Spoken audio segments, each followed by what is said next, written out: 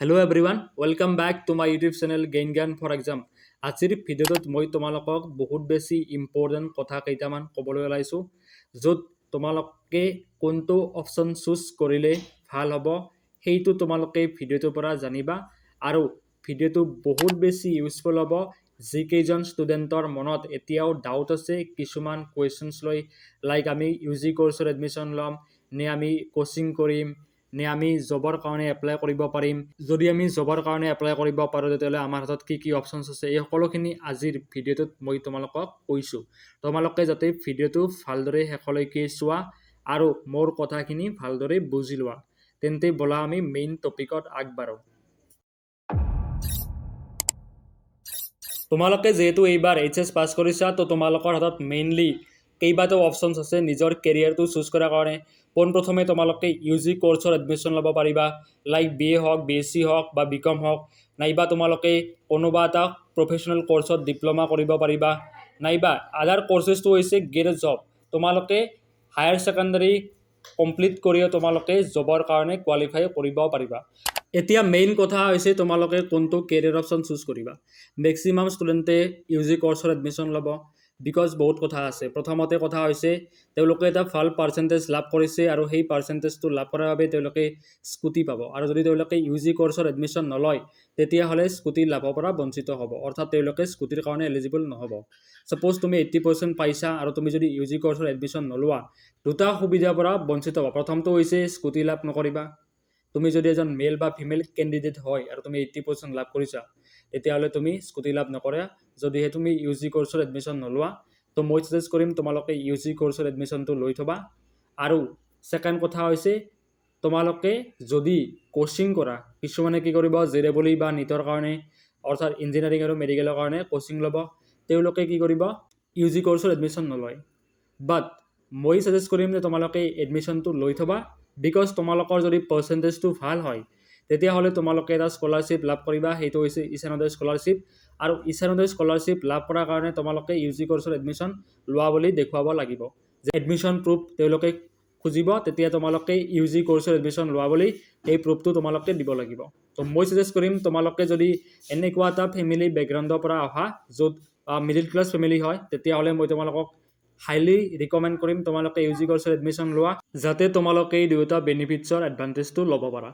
এতিয়া মেইন কথা হৈছে কিছুমানে ড্ৰপ ল'ব, কাৰণ তেওঁলোকে ইঞ্জিনিয়াৰিং বা মেডিকেলৰ এক্সামটো তেওঁলোকে দিব, তেওঁলোকে কোচিং কৰিব। মই তোমালোকক ছাজেষ্ট কৰিম তোমালোকে কোচিঙো কৰা, বাট ইউ জিত এডমিশ্যনটো লৈ থ'বা, যাতে তোমালোকে এইখিনি সুবিধা ভেল কৰিব পাৰা। অ'কে, এইটো হৈছে মোৰ ছাজেশ্যন, বাকীখিনি তোমালোকৰ কথা।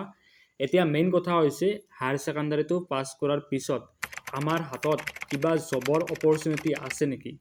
হয় ষ্টুডেণ্টছ, তোমালোকে নিশ্চয়কৈ গম পোৱা, বহুতে গম পায় বাট বহুতে গম নাপায় যে আমি হায়াৰ ছেকেণ্ডাৰী পাছ কৰিও জবৰ কাৰণে কোৱালিফাই কৰিব পাৰোঁ, আৰু তাৰ কাৰণে আমি কম্পিটিটিভ এক্সামত অৱতীৰ্ণ হ'ব লাগিব, অৰ্থাৎ আমি কম্পিটিটিভ বা প্ৰতিযোগিতামূলক পৰীক্ষা দিব লাগিব।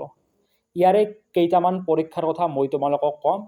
যদি তোমালোকে ডাইৰেক্টলি এইটো বিচৰা যে আমাৰ ফেমিলি কণ্ডিশ্যনছ ইমান ভাল নহয়, আমাক এটা ফাইনেন্সিয়েল ছাপৰ্ট লাগে আৰু আমি তাৰ কাৰণে প্ৰিপাৰেশ্যন কৰিম, তেতিয়াহ'লে তোমালোকে এইকেইটা পাৰ্টিকুলাৰ এক্সামছৰ প্ৰিপাৰেশ্যন কৰিব পাৰিবা। বাট এটা কথা মনত ৰাখিবা, এইকেইটা কম্পিটিশ্যনত বহুত বেছি কম্পিটিটিভ এক্সামত বহুত বেছি কম্পিটিশ্যন আছে, অৰ্থাৎ প্ৰতিযোগিতা বহুত বেছি হয়, কাট অফ বহুত বেছি যায়। তোমালোকৰ হাতত থকা অপশ্যন কেইটা হৈছে আমাৰ অসমৰ যিটো এক্সাম হয় ADRE, আছাম ডাইৰেক্ট ৰিক্ৰুইটমেণ্ট, য'ত অসমত গ্ৰেড 3 আৰু গ্ৰেড 4ৰ এক্সাম অনুষ্ঠিত কৰা হয়। গ্ৰেড 4ৰ মিনিমাম কোৱালিফিকেশ্যন হৈছে 10 পাছ আৰু 8 পাছ, অৰ্থাৎ তুমি যদি মিনিমাম 18 ইয়াৰ্ছ তোমাৰ হৈছে, 18 বছৰ হৈছে, আৰু যদি তুমি এক্সামটো দিব খোজা তেতিয়াহ'লে তোমালোকে দিব পাৰিবা। আৰু হায়াৰ ছেকেণ্ডাৰীৰ কাৰণেও 3rd গ্ৰেড পষ্টটো আছে, যিটো মানে কি ছায়েন্স আৰু আৰ্টছ, ছায়েন্স আৰ্টছ কমাৰ্চ বুলি কথা নাই বাৰু, বাট 3rd গ্ৰেডৰ কাৰণে আৰু 4th গ্ৰেড দুয়োটাৰে কাৰণে তোমালোকে হায়াৰ ছেকেণ্ডাৰী পাছ কৰিও এক্সামটো দিব পাৰিবা। আৰু এই মাৰ্চ মাহত এক্সামৰ ৰিজাল্টটো দিছিল, আৰু এইবাৰ ADRE 3.2 আহি আছে, তাৰ কাৰণে তোমালোকে এপ্লাই কৰিব পাৰিবা। এইটো এটা মেইন কথা, বিকজ আমাৰ অসমত যদি তোমালোকে বিচৰা যে আমি অসমতে আমি জবটো কৰিম, জবৰ কাৰণে প্ৰিপাৰেশ্যন কৰিম, তেতিয়াহ'লে তোমালোকে নিশ্চয়কৈ কৰিব পাৰিবা। নেক্সট এক্সামটো হৈছে মষ্ট ইম্পৰ্টেণ্ট হয় SSCৰ ষ্টাফ ছিলেকশ্যন কমিশ্যনৰ পৰা অনুষ্ঠিত কৰা কম্বাইণ্ড হায়াৰ ছেকেণ্ডাৰী লেভেলৰ যিটো এক্সাম আছে SSC CHSL। তো ষ্টুডেণ্টছ তোমালোকে যদি বিচৰা তেতিয়াহ'লে এই জবটোৰ কাৰণে তোমালোকে এপ্লাই কৰিব পাৰিবা। ইয়াৰ মিনিমাম কোৱালিফিকেশ্যন হৈছে 12 পাছ হ'ব লাগিব। আৰু মই তোমালোকক ছাজেষ্ট কৰিম, যদি তোমালোকে জবটোৰ বিষয়ে জানিব খুজিছা মোক কমেণ্টত জনাবা। মই সকলোখিনি কথা তোমালোকক ভালদৰে বুজাই ক'ম। তাৰ কি কি কোৱালিফিকেশ্যনছ আছে, কেনেকুৱা লেভেলত এক্সামটো হয়, আৰু এক্সাম পেটাৰ্ণ কি হয়, কি ছাবজেক্টৰ এক্সাম হয়, অ'কে, এই সকলোখিনি মই তোমালোকক বুজাই ক'ম। সকলোখিনি ডিটেইলছ মই তোমালোকক কৈ দিম যদি তোমালোকে মোক কমেণ্টত জনোৱা। নেক্সট এক্সামটো হৈছে SSC MTS অৰ্থাৎ মাল্টি টাস্কিং ষ্টাফ। এই এক্সামটো অল ইণ্ডিয়া লেভেলত অনুষ্ঠিত কৰা হয়। মিনিমাম কোৱালিফিকেশ্যনছ হৈছে 10 পাছ হ'ব লাগিব। আৰু দুটা এক্সাম অনুষ্ঠিত কৰা হয়। প্ৰথমটো হৈছে কোৱালিফাইং এক্সাম আৰু নেক্সটটো হৈছে তোমালোকৰ এটা মানে কি ষ্টেপ 1 ষ্টেপ 2 থাকে। আৰু ইয়াতে তোমালোকে এনেদৰে বুজি লোৱা যে দুটা এক্সাম হয়। প্ৰথমটো এক্সামত তোমালোকে পাছ কৰিবা, নেক্সটটো এক্সামত তোমালোকে পাছ কৰিব লাগিব। আৰু এটা আমি সকলোৱে গম পাওঁ যে RRB গ্ৰুপ ডি অৰ্থাৎ ৰেলৱে ৰিক্ৰুইটমেণ্ট বৰ্ডৰ পৰা অল ইণ্ডিয়া লেভেলৰ এটা এক্সামিনেশ্যন কৰা হয়, এক্সামিনেশ্যন এটা পতা হয়। সেইটো নাম হৈছে RRB গ্ৰুপ ডি। এইবাৰ তোমালোকে গম পোৱা বহুতে এপ্লাই কৰিছে। তো তোমালোকে যদি বিচৰা তেতিয়াহ'লে তোমালোকে এইকেইটা এক্সামৰ কাৰণে প্ৰিপাৰেশ্যন কৰিব পাৰিবা। লগতে আৰু এটা এক্সামৰ কথা মই তোমালোকক কৈ থ'ম, সেইটো হৈছে SSC অনুষ্ঠিত কৰে অৰ্থাৎ SSC হৈছে ষ্টাফ চিলেকশ্যন কমিশ্যন, এটা ৰিক্ৰুইটমেণ্ট এজেঞ্চি যিটোৱে প্ৰতি বছৰে আমাৰ ইণ্ডিয়াত এমপ্লয়মেণ্টৰ কাৰণে কাম কৰি আছে। তেওঁলোকে পৰীক্ষাসমূহ অনুষ্ঠিত কৰে আৰু তেওঁলোকে এই এক্সামসমূহ তেওঁলোকে পাতে। সেইটো হৈছে SSC চিলেকশ্যন পষ্ট। তাৰ মিনিমাম কোৱালিফিকেশ্যন হৈছে কিছুমান পষ্টৰ কাৰণে এলিজিবিলিটি ক্ৰাইটেৰিয়া 10 পাছ হয় আৰু কিছুমান পষ্টৰ কাৰণে ক্লাছ 12 পাছ লাগে অৰ্থাৎ দ্বাদশ শ্ৰেণী উত্তীৰ্ণ লাগে কিছুমান পষ্টত। আৰু কিছুমান পষ্টত মিনিমাম কোৱালিফিকেশ্যন লাইক MTSত যদি পষ্টটো যদি মাল্টিটাস্কিং ষ্টাফ হয় তেতিয়াহ'লে তেওঁলোকে 10 পাছ কোৱালিফিকেশ্যনটো বিচাৰে। অ'কে, তোমালোকে এইটো বস্তু বুজি লোৱা যে তোমালোকে কম্পিটিশ্যনৰ কাৰণে প্ৰিপাৰেশ্যনটো কৰিব লাগিব। প্ৰয়োজন হ'লে এইটো ইঞ্জিনিয়াৰিং বা নীটো হ'ব পাৰে, নহ'লে জবৰ কাৰণে তোমালোকে প্ৰিপাৰেশ্যনটো কৰিব লাগিব। কাৰণ আল্টিমেট গ'ল হৈছে এটা জব পোৱা, এটা ফাইনেন্সিয়েল ষ্টেবিলিটি লাভ কৰাৰ সকলোৰে।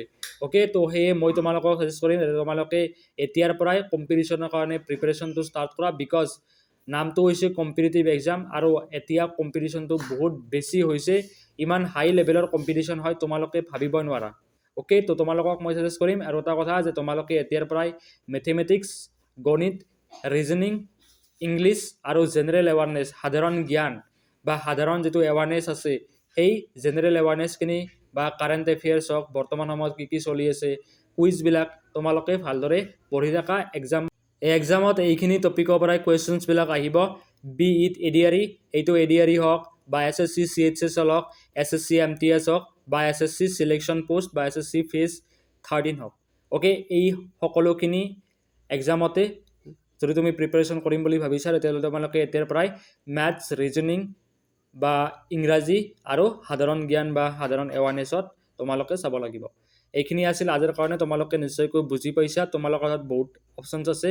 মই তোমালোকক ছাজেষ্ট কৰিম যিকেইজনে ভাল পাৰ্চেণ্টেজ লাভ কৰিছে বাট কোচিং কৰিব খুজিছে তেওঁলোকে যাতে UGত এডমিশ্যনটো লৈ থয়, যাতে তেওঁলোকে স্কুটিখন লাভ কৰিব পাৰে, লগতে স্কলাৰশ্বিপটোৰ কাৰণে এলিজিবল হয়। অ'কে, নেক্সট কথা হৈছে তোমালোকে যদি বিচৰা কম্পিটিটিভ এক্সামৰ কাৰণে প্ৰিপাৰেশ্যন কৰিব পাৰা, সেইটো মেডিকেলে হ'ব পাৰে বা CEE অৰ্থাৎ আমাৰ অসমত যিকেইখন ইঞ্জিনিয়াৰিং কলেজ আছে সেই ইঞ্জিনিয়াৰিং কলেজকেইখনত এডমিশ্যনৰ কাৰণে যিখিনি মানে কি যিটো এক্সাম পতা হয় তাক আমি CEE বুলি ক'ম। অ'কে, নেক্সট কথা হৈছে তোমালোকে যদি জব ল'ব খুজিলে তোমালোকে কম্পিটিটিভ এক্সামৰ কাৰণে পঢ়িব লাগিব।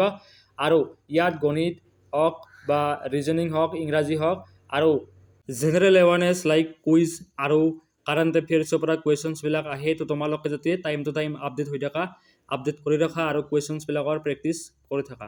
এইখিনিয়ে আছিল আজিৰ কাৰণে। তোমালোকে যদি ভিডিঅ'টো ভাল লাগিছে দেন ভিডিঅ'টো লাইক কৰিবা আৰু চেনেলটো ছাবস্ক্ৰাইব কৰিবলৈ নাপাহৰিবা। এণ্ড এইটো মনত ৰাখিবা যাতে তোমালোকে মোৰ কথাখিনি ভালদৰে বুজি লৈ নিজৰ লাইফত বা নিজৰ কেৰিয়াৰত এপ্লাই কৰিবলৈ ট্ৰাই কৰিবা। Thank you so much for watching. See you in the next video.